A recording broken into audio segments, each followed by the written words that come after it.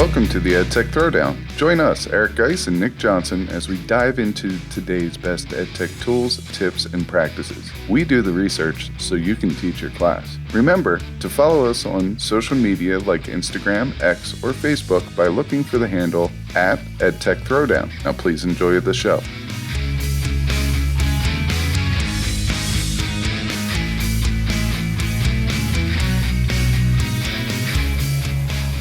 Welcome to the EdTech Throwdown. This is episode 167 called The Great Debate, 12 Teaching Strategies and Their Place in Education, Part 2. In this episode, we'll talk about 6 more strategies in Part 2 of this all-encompassing topic. For each strategy we discuss, you'll hear about some EdTech related to it, what we think about that strategy, and whether or not it still holds a place in education. This is another episode you don't want to miss. Check it out.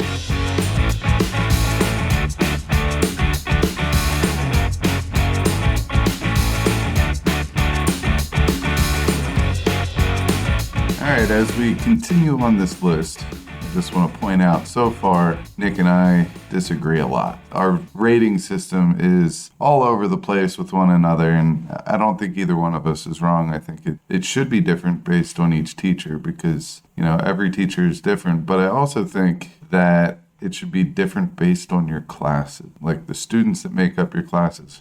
For example, I taught 2 of the same class this year of general biology. And those students couldn't be any more different. One class was super outgoing, and they loved to do group work, and they loved to do discussion-based stuff. And the other one was super independent, introverted, and liked to do individual work. So I had to tailor each one of those classes to their needs, which made me choose different teaching strategies. Now, was I right or wrong for each one of those? I think as long as you're doing best to fit the needs of your students, to change things up, to keep it interesting for them, and to help them out, I think you're doing a fantastic job. Yeah, and I think if you have a particular group of students that maybe you feel falls on one side of that spectrum or the other, like they're extra quiet or extra chatty, don't try to not lock yourself into one specific strategy over and over again. I think a lot of the times I'm surprised with what you might get out of a quiet class when you sort of force them to be in more of a type of a lesson design that requires them to get up, move around, and be talking to each other. So maybe this episode or this 2-parter will sort of remind you of some of the other options you have. Yeah, that's a good point. I also want to bring up that oftentimes I know what type of content's coming up, whether it's more challenging or something that is typically easy for students. If it's more challenging, teach them where they like to be taught, how they like to be taught. If it's easy stuff, maybe that's when you try to challenge them a little bit to grow as an independent person, such as, you have all your introverted kids. Maybe that's when you put a presentation aspect to the project versus you don't want them to be nervous about the content because it's more challenging and nervous about the presentation. I don't know. I'm just trying to think out loud here about some of the stuff that goes through my head when I'm planning projects and lessons for these types of classes. Yeah, that's a great point. And if you don't mind, before we get too deep into that sort of thing, and because this is part 2, as we started putting together the list of methodologies we were going to cover for this episode, we got to 12, and we realized it's way too much for one episode. So in this episode, you're just going to hear 6 of those 12, technically the second 6. If you didn't hear the first 6 and you want to, that's going to be in the prior episode. So go back and listen to that. But because this is round 2, let's keep the introduction shorter. Let's pause here for a word from the Teach Better Podcast Network that, of course, we are proud to be members of. And then let's just come back and get straight into it and talk about the 6 methodologies for this episode, part 2. This podcast is a proud member of the Teach Better Podcast Network. Better today, better tomorrow, and the podcast to get you there. You can find out more at teachbetter.com/podcasts.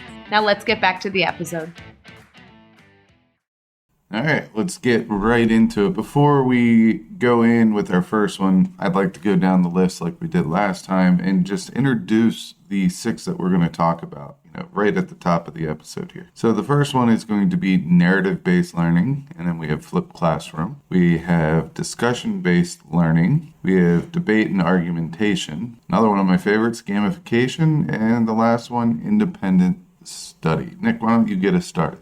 Yep, so we'll take it right from the top with narrative. Narrative is kind of another one of those things that not a lot of people recognize it as a teaching methodology. When you hear narrative, just because it can mean so many things, both in education and out, that's not what you maybe think of first, but it actually is. Narrative in education can refer to a lot of things, but as a methodology, as a teaching method, it's essentially students learning through stories that they are either hearing or telling themselves or just recognizing. And of course, this can apply not just to your standard, English class where it's most applicable, but in all subject areas, there are stories. And no matter what you teach, if you're not using stories in at least some way, then you're missing out on a really powerful aspect of teaching, because stories capture people's attention, even if they're not necessarily interested in the topic at hand. Just the nature that it is a story makes it interesting. So if you build that into your teaching in any way, then you are doing narrative, or what you might call narrative-based education. So that's kind of like what it is. At least in a broad sense. Did I do an okay job with that? Yeah, it is exactly what it sounds like, and you did a great job elaborating on that. And this is one of these types of teaching strategies that could be used across the board. All right, narrative, just think of it as an English paper when you're trying to write a hook. That's what you want to do here with narrative-based learning with your classroom, is you want to write that hook, have the students buy into it based on that hook, get them engaged, and have them come up with something that fulfills the needs that you set before them. So what I'm thinking about is a big topic. Let's just go with the Olympics. All right, Olympics, there's a lot of things that have to go in there. So if you're a history class, think of some of the things that you could talk about via the Olympics. All right, I'm thinking anything from the history of the Olympics, like when did it first start, how did it first start, how many countries were a part of the original one compared to where it is now. And maybe everyone in the class has to pick an Olympic and put it on the timeline and some major pieces that happened there. Say you're a math class, you bring in the Olympics, how does that tie together? Well, how about cost? Coming up with the cost of each Olympics and what it takes, the infrastructure for an engineering class. All right. The world languages, you could talk about individual performances of, native speakers of the language that they're studying. Science, you could talk about parts of the body. You could talk about training, the physiology of everything, the anatomy of everything. Even wellness classes or gym classes, you could talk about the sports and how much they evolved over time. So there's a lot of different things that you can bring into such a broad topic within narrative-based learning. Yeah, I'm going to throw one more thing in here, and it's just sort of another place that I've seen this in a way that you can use it and should want to use it, I think. You want to make something automatically more challenging for your students, and if you want to make something real to them when you're struggling to make a certain particular content topic real, narrative is an excellent way to do it. I just finished a project where my chem students had to research the chemistry of something. They picked the thing and, they had to explain the chemistry of that. One of the better ones was a girl who's super into Chipotle and eating Chipotle. So she did the chemistry of Chipotle, the restaurant chain. And that's kind of what we're going for here. But I required them this time that their podcast episode had to incorporate narrative. So there has to be some episode of storytelling. You would not believe how these students struggled to, one, just kind of figure out like what that even means, because they're not used to doing it in a science class. Once they understood what it actually meant, then to figure out how to do it. How do you actually explain the science behind a topic but build in a narrative. The Chipotle one is a good example. She ended up telling the story of her very first visit to Chipotle while explaining the chemistry. So the point is, it was really powerful, and the lasting result of this is that that student is going to be more likely to remember the project because she had to connect it back to this story that she told. And also the final product is way better than it would be otherwise. Because, before I started doing this narrative elements, I would just get a lot of facts. It was like a fact dump, which is fine, but not memorable, certainly not interesting for anyone else to listen to. You can find this podcast online, actually, because we publish it for real. It's called Chemistry Connections. If you just Google it now, Chemistry Connections, Chemistry of Chipotle, you can probably find the actual episode I'm talking about, so you can give it a listen for some reference if you want to. But it's great, and the final product is so much better. Keeping that in mind, I'll just jump straight into my rating here. And you started this by saying we disagree a lot, but I have a feeling we're going to be on the same page with this one. I think narrative is such a no-brainer, and it's so powerful. It automatically gets a 5 out of 5 stars for everything that it does for students in terms of the challenge, the interest, the making things more real. I love narrative, and I love building it into my lessons. Yeah, I'm going to disagree. Come on. I'm going to go with a 4.99, just so we're not the same. But you could also build this into a lot of the other strategies that we're talking about. So super helpful, easy to incorporate in. This isn't one that's going to take a lot of time to, not a lot of extra time to plan in. But you have to be ready for what type of guiding questions that you're going to give those students and make sure that they're going a little bit deeper in their studies. So that will take some planning, and that's really one of the hardest parts, in my opinion, of teaching, is trying to figure out what you can ask them in a way that's not giving them the answer, but also will push them to go a little deeper. So, yep, narrative-based learning gets a top rank there. Let's go into our next one, which is flipped classroom. Now, flipped classroom is something that you and I have done for many years now. I feel like it was like 2012, 11, 13, somewhere in there. But we've shared this story before, but I used to do videos for every single one of my lessons. Nick kind of made fun of me for doing it. He's like, "What are you even doing?" And I was like, "It's, flipping my classroom." He's like, "What's that?" And I told him. Next thing you know, he's like, "All right, I'm buying into this," and he's flipping it. But I was getting done with like 12 to 15 videos in the time that he would make one, not because I was perfect in my video making. It was because I didn't mind imperfections. Right. Which is a good, sorry to interrupt you, but that's just a good note for somebody who's doing this, because that's something I've had to learn over time, is to be okay with videos that are not perfect if you're creating your own videos, because at the beginning I did try to make them perfect and it slowed me down big time. So yeah, I'm one to jumble over my words a lot. My brain goes 45 miles per hour, my mouth goes like -14. And a lot of times in my videos, I'll just be talking, I'll stumble over my words, and instead of worrying about it, I just go right. And then they laugh. I make a funny noise, elephant noise or something like that. And it's not taking away anything from their learning. They actually look for those moments. It helps them pay attention. It makes me human and all that. So I wanted to throw that there. Is it time consuming? Yeah, you're going to invest some time into it. All right, but if you keep your videos short, you just want them as introductions. So when they come into class, they have a clue of what you're talking about. All right. So the way that I did it is, well, at first they were basically my whole lecture. And then I got away from that very quickly because they didn't watch it, they didn't learn from it, and it didn't work. So then what I started doing is little chunks of the video. So it would be a 2-minute video on an overview of photosynthesis.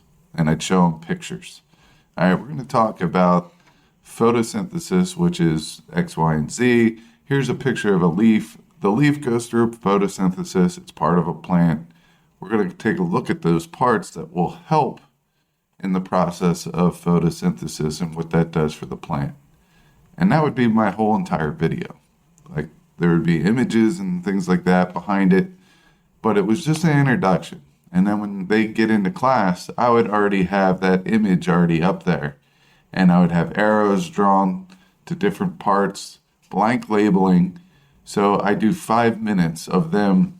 They'll have the exact diagram that I'm going over with them. And then I would go over the different parts and stuff like that. They would take their notes. And then after that, we would work on lab or an activity or a poster or something like that that would reinforce that information in class.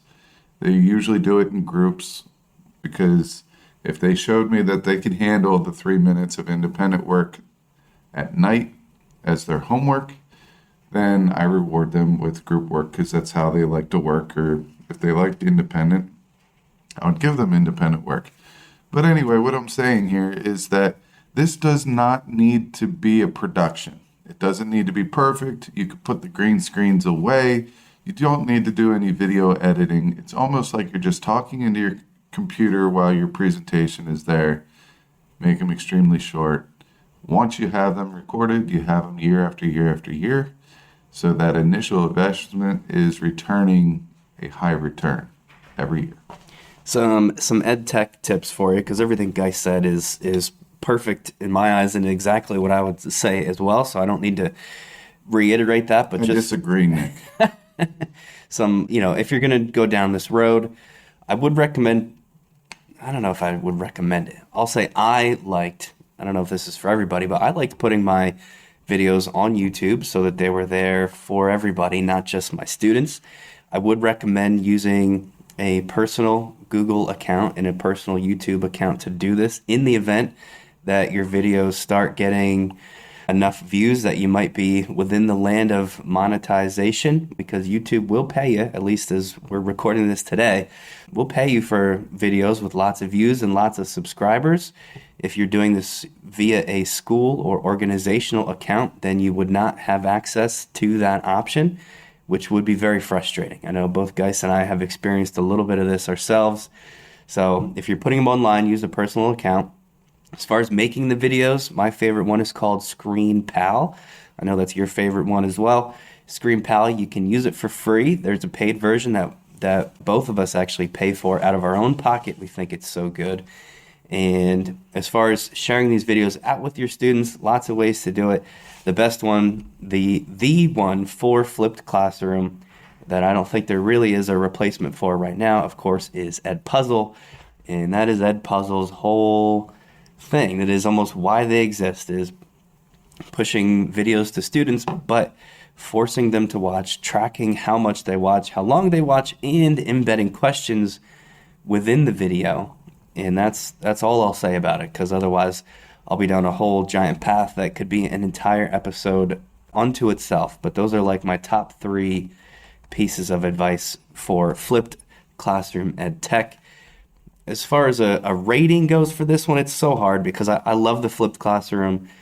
You brought it to me. I brought it to a lot of the other chemistry teachers at our school who now use it almost exclusively. I've seen it work really well. I've seen it not work really well when it can become almost just as boring and dry as a lecture-based class where the students just watch a video, take notes, and do a worksheet in class every day for a month after month. That's when you start to lose the effectiveness of a flipped classroom. But it can go down that road pretty easily. So you just got to watch how you use it for that reason and for the amount of prep time that it can take. I'm going to give the flipped classroom a 4 out of 5, begrudgingly, because I want to give it a 5 out of 5. But I know that it has these pitfalls and these challenges for people. So that's why it's going to land at a 4 for me. I totally understand your rating, and I'm going to go a little bit lower on that. I'm going to go down to a 2 out of 5, and it isn't because I don't think Flipped Classroom is a great strategy, because I do think it is a great strategy. My rating is just solely on, I don't want this to be the only type of teaching strategy I used, and I think that's where I failed very early on. I could list like 100 different reasons why I failed with Flipped Classroom early on. too long of videos, not enough X, Y, and Z, too much of this, blah, blah, blah, blah, blah. All right. My favorite way to use flipped classroom is that introductory lesson or 2 or 3 throughout. I'm not going to do this every single day. I just don't. I think it just becomes like, hello, students, come in, read pages 60 through 65, answer questions 1 through 7. We'll go over them at the end of class. Like, I remember going to school like that. I mean, it was a long time ago now, but I remember that's how some of my teachers taught, and I hated it, and I could see that just turned right into the same thing, and I don't want to do that. I don't want to make flipped classroom the new worksheet. That's not what I want to do here. So I think flipped classroom has a position, a role within my classroom, just not every day. I'm looking for it for introductory parts of the lesson only, and probably only certain ones. All right, so that's kind of where I am on that one. So I'm going to go a 2 out of 5 on that. So we disagree again, which is phenomenal. It's like the theme. 2 out of 5. 2 out of 5. That's crazy low. You were being extra harsh today. I woke up on the right side of the bed and decided that, I want to be realistic in my evaluations. And I just don't think it's realistic or healthy to do it every single day. That's true. And that is totally against 2014 me. I mean, I'm growing. I'm blossoming. I'm a flower. I'm blossoming, blooming. I'm chasing the educational unicorn. Like, I want the perfect balance. And every day of flipped classroom is not the perfect balance. This may not be the most popular, position to be in, but that's how I feel. No, I agree, and I appreciate the honesty. I know that for sure we've done at least one episode on flipped classroom. It's just so hard to remember these days now that we're up in the upper 100s of episode numbers. They're all kind of blending together. But I think learning. Yeah, that's right. I think it's almost time for us to do maybe a redo of a fully flipped classroom episode, just to kind of take people through this journey now that we've been doing it for so long and seen it tried so many different ways. For this episode, let's sort of put a pin in that one, just because, so we don't turn this into an entire flipped classroom episode, and move on to our next methodology. And I'm going to propose we do the next 2 together, because they're not the same thing, but they do go hand in hand. They are discussion, or what you might call discussion-based learning, and debate or argumentation. Again, not the same. I know they're not the same, but I'm going to do them at once, because if you are engaging your students in debate or argumentation, there is a pretty high likelihood that they are discussing as part of that, maybe in person, in a small group setting, maybe a large group setting where you are facilitating a discussion amongst the whole class. Really super hard to do, by the way. But to me, they're just so interconnected. I'm going to say we do them all at once. I don't think these things deserve a definition, of course, because they are such common words or, commonly understood things. But, just in case, we'll let Geis step in here to talk about that. Yeah, so I'm going to disagree with... I'm not doing this on purpose. Yeah. Yes, sir. But anyway, so when I think discussion-based, you can have small groups, but typically what discussion-based to me is the whole group. It's usually teacher-driven. There's one of my favorite things to do is called spokes. I don't know if that's a proper name for it, but I always called it spokes because it reminds me of bicycle spokes. All right. Everyone sits in a circle. I had this big rope. I made a ball of rope out of it.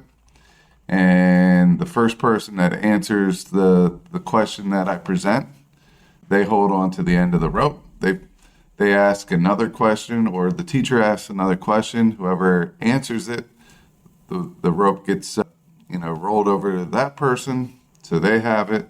If another person chimes in, the rope goes to that person, and it just looks like a whole bunch of spokes. I've seen teachers do this with a circle. They have all the names of the students around a piece of paper that looks like a circle, And then what they do is they make lines from who is talking to the next person that talks, and it keeps going. And it's an easy way to see classroom participation in that discussion. For the string thing is I allow them to keep answering that question until the rope ends. And that gives us a definitive ending. All right. And then you can move on. I've seen people give little bingo chips to everybody. And at the end, what they do is they hand in their bingo chips and they tell the teacher the number so you know how much they participated. And if there's like a line, acceptable line, say 3 times is the line. If anyone did not get the three times and they prefer to do like a little independent response, they can make that up somehow, some way.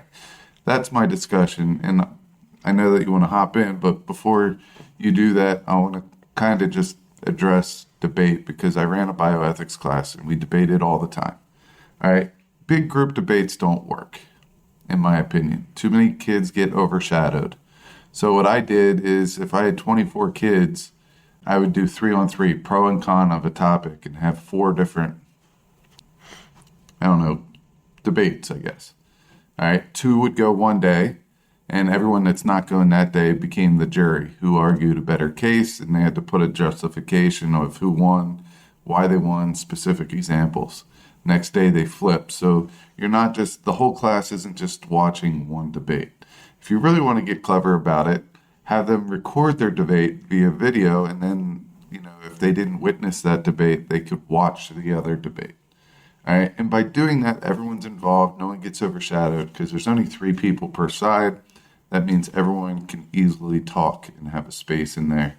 And we would go over the different steps of the debate between the arguments and the rebuttals. All right, the opening statement and the closing argument, things like that.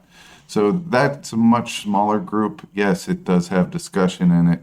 Discussion base is a larger group. You can get clever about how you do it. As Nick said earlier, it is very challenging, especially your first couple times doing it, until both you and the students get familiar with it. Those are great points, and I'll let you be the only one to comment on debate and argumentation because of how little I've done it and how much you have. So I'm glad you mentioned that. The only thing I want to jump back to is you mentioned the string and using strings to connect those that are speaking as a way to keep track of who has spoken during a discussion.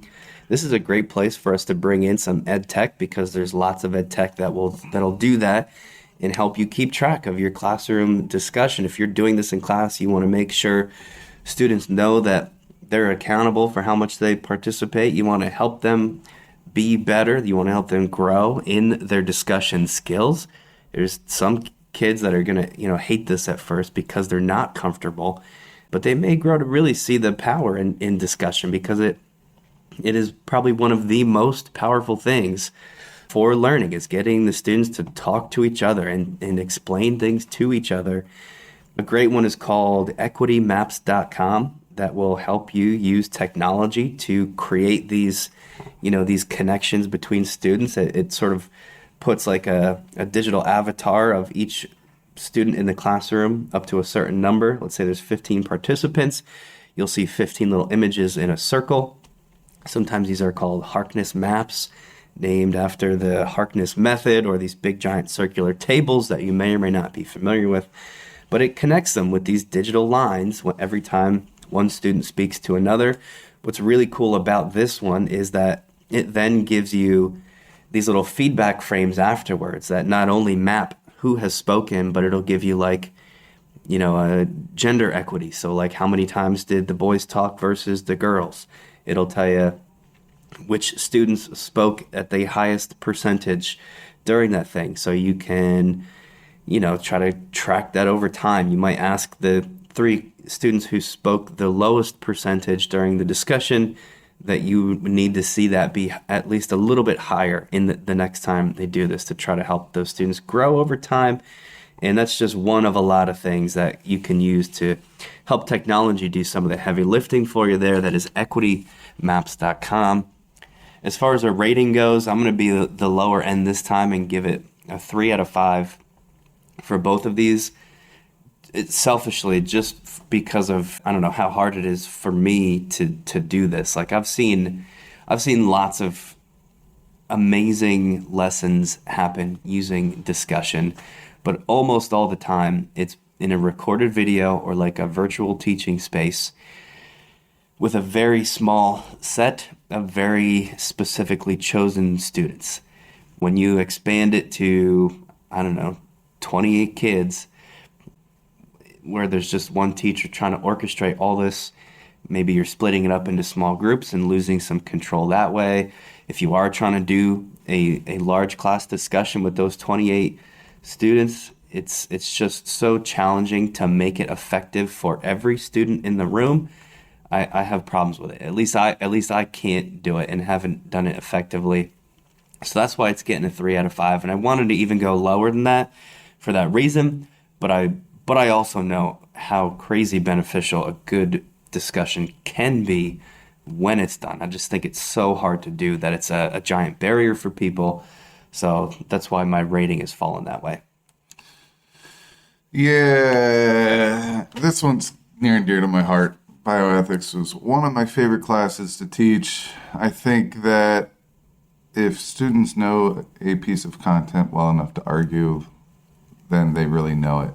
And I don't think a debate has to be something that takes a long time. I think you can really debate anything from a very simple topic as, in science, what's more important, mRNA or rRNA, or DNA or RNA, or a cell or, something else. You can debate that and get good stuff out of that in a very quick manner.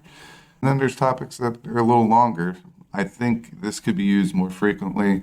I love using this as a concluding activity to something in science.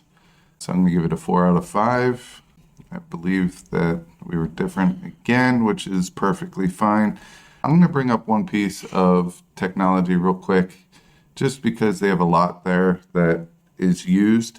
And I'm also going to tie this into and recommend it for the next category, which is gamification. So maybe I'll go over gamification and then just bring up this EdTech tool. So gamification is bringing game-like elements into your classroom. Whether the whole activity is game-based, meaning there's little puzzles and stuff that, it focuses on content, or whether your classroom is game-based, meaning that the content has nothing to do with it. It's just you're using game elements like points or stars or badges or something like that. Gamification, in my opinion, is how I would try to teach my class. I'd give this a 5 out of 5. Try to use gamification in every aspect of my classroom, both as running points for the whole year. These points only mean something in our game. And as, using game elements and actual puzzles and things like that to teach students about content. So like I said, I would rate this a 5 out of 5. I use it for escape the rooms. We do murder mystery parties. That's role playing, which is a game element. You can do puzzles. You can make these puzzles using different EdTech tools. The EdTech tool that I'm going to share real quick is flippity.net. This is really, in my opinion, it's, the unsung hero. It's the underdog. It's the one that I keep saying over and over in a lot of episodes because they keep adding new things. And I just feel like every time I bring it up, not a lot of people know about it. All right. If you go over to flippity.net, they have everything is Google Sheets based. I am horrible at Google Sheets, but with Flippity, I look like a pro. I'm telling you, this is super easy. If I can figure it out, anyone can. All right. You can make flashcards. You can make Flippity flex cards, which they're multimedia flashcards, so based off of a map or something like that. There's a quiz show. There's random name pickers. There's one of my favorites is the Flippity randomizer. Think of the Price is Right wheel, the showcase wheel where you try to get $1, and when they spin it, you could have 4 of these next to each other. And one could be a character, a setting, a time period, and whatever else you want. And everything on those wheels fit that category. You could do that and then tell someone to write a short story. It's awesome.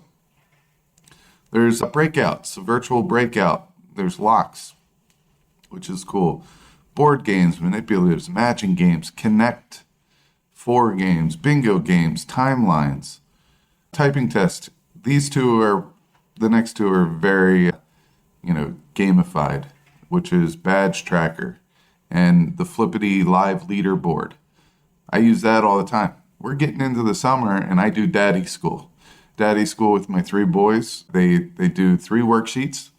Those worksheets are gamified, so they're puzzles. They might have to answer 10 addition facts, and then based on the answers, all the odds and all the evens might give them, they'll count them all up, they'll circle the odds and put X's over the evens, and that will give them a piece of information that will help them get a code later on out of the 3 worksheets. So, and I keep my leaderboard there between my 3 kids. Now they're all tailored for the level that they're at, but daddy school's coming up. I gotta get prepared. I'm going to use Flippity as much as I can. There's just so many things here. There's progress indicators, word clouds, math libs, tournament brackets, quiz certifications, and self-assessments. All right, there's a lot here. Go check them out. Gamify your classroom. It's not that difficult, especially with awesome tools like Flippity.net. All right. You said everything I was going to say about gamification, and you even mentioned Flippity, which is what I was going to say too. So I'm not going to add in anything there, including my rating, which is the same as yours, 5 out of 5. It's hard to argue for anything less because of how easy it is to build in gamification these days with all the online tools that you have available to you. So let's leave that one alone and jump into independent learning, which is our last of the 6. This is kind of obvious, but I'll give you just a quick introduction anyways. Independent learning, of course, is self-directed learning.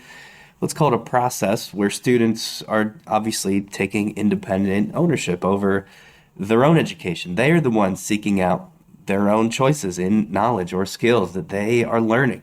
They've got to know how to regulate, self-regulate, direct. This is often, the most common way that we're going to see this as classroom teachers is as they pursue their own research, like a research project. But it can happen lots of different ways. Maybe the students are the one coming up with their own classroom routines, or there's just like an open classroom environment.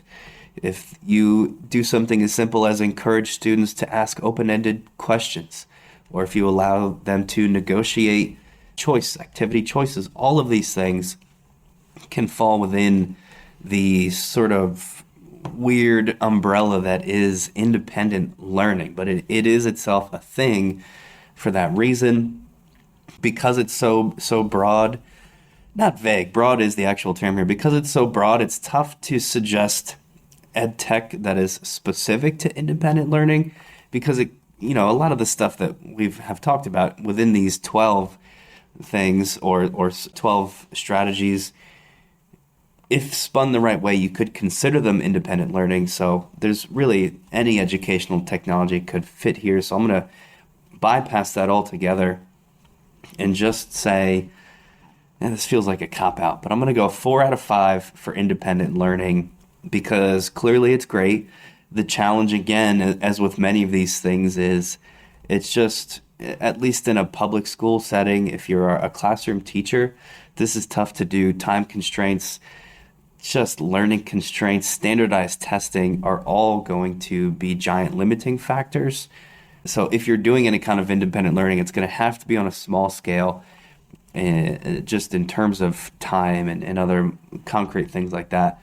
But it's definitely an avenue worth exploring if you've got some time, or if you teach the type of course where this might be allowed to be implemented in a larger way. And I guess that's our last one. Do you have anything unique for independent learning? Well, I just want to add that independent learning is basically a passion project. Right. That's where I would put it. And, at our school, we have independent study, which allows students to take a deep dive for credit into a topic that they want to explore more. And I know that you work with a student that is very passionate about chemistry. And she explores chemistry above and beyond what a high schooler should. Not should, but does. And, when you look at it, it's very effective. I mean, I see you work with her all the time in the media center, and the depth that she understands chemistry is just phenomenal, So it's nice to see, and I don't think that we need to put independent learning in one particular box, but on a small scale, independent learning could just be, everyone else is doing a group project. Sometimes I offer a group project where you could work individually. That could be there too. So I do see it in, more of a less time, constrictive manner. It's just how you look at it. So independent learning could be homework overnight. It could be doing a project. I'm going to rate it a 3 out of 5. I try not to give homework as much as I can because of the schedules of our students are insane.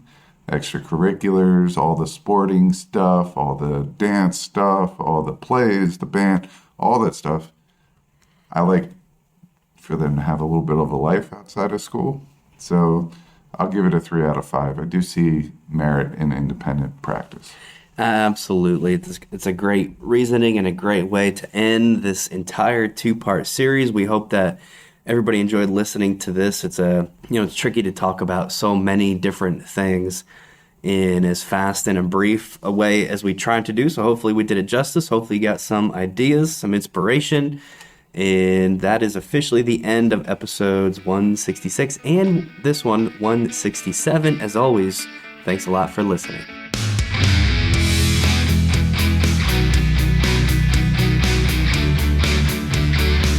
Thanks for listening to the EdTech Throwdown.